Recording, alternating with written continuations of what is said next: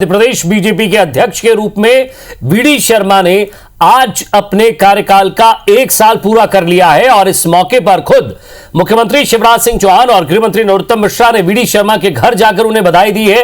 दोनों नेताओं ने वीडी शर्मा की जमकर तारीफ की है। अपने 1 साल के कार्यकाल में वीडी शर्मा ने बीजेपी के लिए वो तमाम काम किए जिससे उनकी छवि ताकतवर प्रदेश अध्यक्ष की बनी। वीडी शर्मा ने प्रदेश अध्यक्ष बनने के बाद शुरुआती दौर में ही बीजेपी को सत्ता तक पहुंचाने में अहम भूमिका निभाई। कांग्रेस के नाराज विधायकों से चर्चा के लिए पार्टी नेताओं को तैनात करना हो या फिर बेंगलुरु के रिसोर्ट में उन्हें सुरक्षित रुकवाना हो, वीडी शर्मा ने पूरे ऑपरेशन के दौरान कुशल रणनीतिकार होने का परिचय दिया।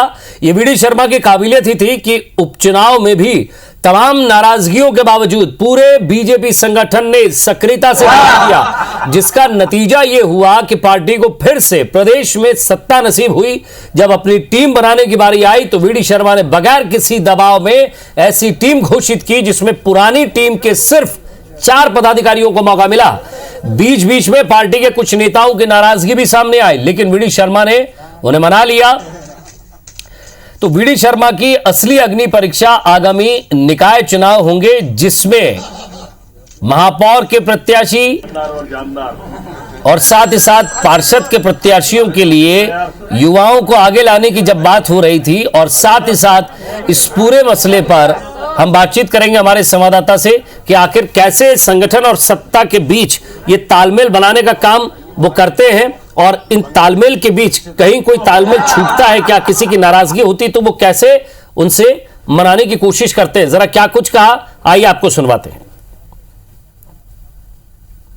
मुझे प्रसन्नता है कि हम लगातार अपने लक्ष्य की तरफ आगे बढ़ रहे हैं। मैं वीडी शर्मा जी को बधाई भी देता हूं और यशस्वी हूं, और भारतीय जनता पार्टी का आदर्श संगठन हिंदुस्तान में, मध्य प्रदेश का नाम लिया ही जाता है, लेकिन आइडियल संगठन और सरकार मध्य प्रदेश में चलाए, ये हमारा संकल्प। जो जिम्मेदारी मुझे सौंपी, तो इस दौरान मैं उस जिम्मेदारी के अनुरूप बन सकूं, यही मैंने इस प्रकार के प्रयास अपने काम के अंदर कि हम इस रूप में बन सकेंगे। अध्यक्ष बनना, जिम्मेदारी तो मिल जाती है, लेकिन उसके अनुरूप बनना बहुत आसान नहीं होता। तो ये प्रयास मैंने इस 1 साल के अंदर किए हैं। चलिए, नवीन सिंह हमारे संवाददाता हमारे साथ जुड़ रहे, जरा हम उनसे बातचीत करेंगे। नवीन, सत्ता और संगठन के बीच जो तालमेल बनाने की कोशिश थी कई सालों बाद, जब नरेंद्र सिंह तोमर के बाद कोई ऐसा व्यक्ति मिला जिसने संगठन और सत्ता के बीच एक तालमेल बनाने की कोशिश की है। हालांकि बाकी लोगों भी, बाकी जो अध्यक्ष आए उन्होंने भी काफी कोशिश की, लेकिन वो सफलता नहीं मिल पाई जो सफलता यहां वीडी शर्मा को मिली है। अब आने वाले समय की जो चुनौतियां हैं हम उन पर बात करें, क्योंकि उन्होंने अपना कार्यकाल भी दिखाया और इस 1 साल के कार्यकाल के अंतराल में उन्होंने अपनी ताकत भी दिखाई और अपना पार्टी के अंदर क्या वजूद है उसे भी समझाया। अब रही बात आगामी निगम चुनाव की, निकाय चुनाव की, सवाल यह है कि अब सिंधिया समर्थकों को भी साधना है और आपको युवाओं को भी मौका देना है, और वो टीम जो आपके साथ कंधे से कंधा मिलाकर चली है, वो टीम के युवा चेहरे भी आपकी तरफ देख रहे हैं।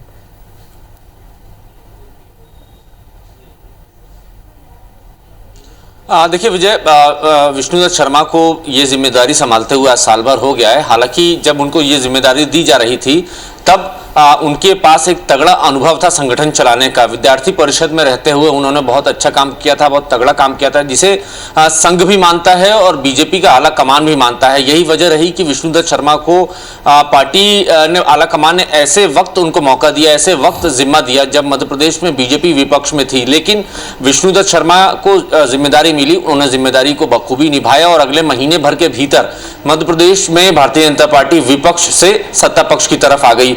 तो ये करिश्माई नेतृत्व था विष्णुदत्त शर्मा का, जिस तरीके से उन्होंने संगठन को चलाया। अब उसके बाद सरकार बनाने के साथ ही उसमें सिंधिया खेमे को एडजस्ट करना, देखिए कितनी बारीकी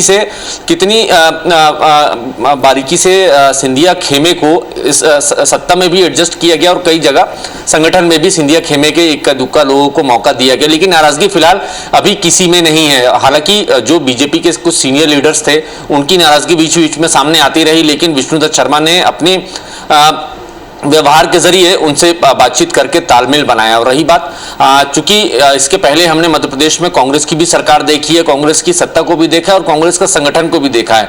अमूमन कांग्रेस में यही होता है कि जब पार्टी सत्ता में आती है तो संगठन वहां पर जीरो हो जाता है, संगठन की तरफ कोई देखता नहीं है और संगठन एक तरीके से ठप पड़ जाता है। लेकिन बीजेपी में ऐसा नहीं है। बीजेपी में 365 दिन चलने वाले कार्यक्रम होते हैं जिसे संगठन लगातार चलाता है। सरकार अपने रास्ते चलती है, संगठन अपने रास्ते चलता है। 365 दिन चुनाव की तैयारियां होती हैं। तो ऐसे में विष्णुदत्त शर्मा ने न सिर्फ विपक्ष में रहते हुए ये भूमिका निभाई है और सत्ता पक्ष के माहौल बनाया है। उसके बाद अब चूंकि 28 उपचुनाव हुए मध्य प्रदेश में, मध्य प्रदेश में, और 28 उपचुनाव जो है मध्य प्रदेश में बीजेपी की तकदीर लिखने वाले थे, उसमें भी विष्णुदत्त शर्मा के नेतृत्व में पार्टी को सफलता मिली। सत्ता में एक तरीके से विधानसभा में दमदार बहुमत बीजेपी के पास है। अब चुनौती बड़ी उनके सामने, वी डी शर्मा के सामने है, सामने नगरीय निकाय चुनाव की।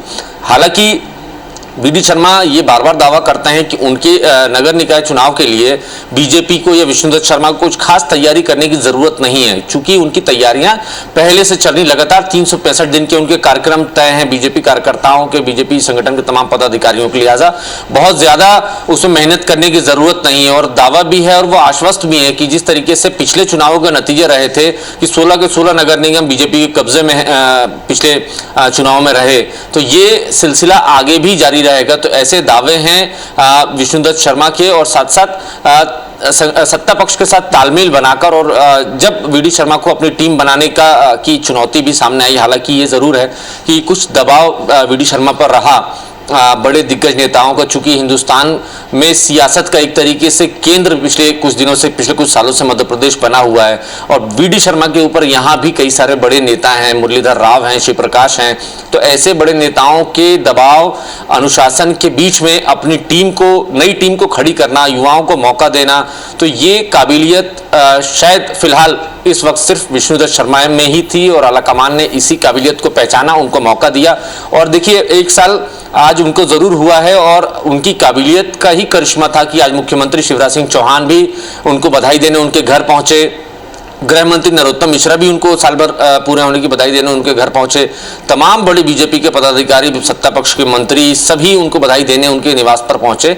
तो ये माना जा रहा है कि वी डी शर्मा बीजेपी की असली ताकत हैं, कुशल संगठनकर्ता हैं। जिस तरीके से एबीवीपी में उन्होंने परफॉर्मेंस दिया है, उसी तरीके से मध्य प्रदेश की भारतीय जनता पार्टी में भी वो आगे परफॉर्मेंस देंगे। पार्टी को बड़ी उम्मीदें हैं, आलाकमान को भी उम्मीदें हैं कि नगर निकाय चुनाव के साथ साथ वो 2023 की सियासी जमीन अभी से ही मध्य प्रदेश में बीजेपी के लिए तैयार कर देंगे। चलिए, नजर रखेंगे इस पूरी खबर पर भी और आने वाले उनके करियर पर भी, क्योंकि जिस तरह से हमने उनका पिछला कार्यकाल देखा है नवीन, उससे तो ये साबित होता है कि वो एक कुशल रणनीतिकार साबित हुए हैं बीजेपी के लिए। सत्ता और संगठन के बीच जो सामंजस्य, जो तालमेल, या ये कहें कि जो पैचेस से उनको भरने में वो सबसे ज्यादा कामयाब रहे हैं। अब आगे का सफर कैसा होता है उस पर भी लगातार नजर रहेगी। बहुत बहुत शुक्रिया इस तमाम बातचीत के लिए।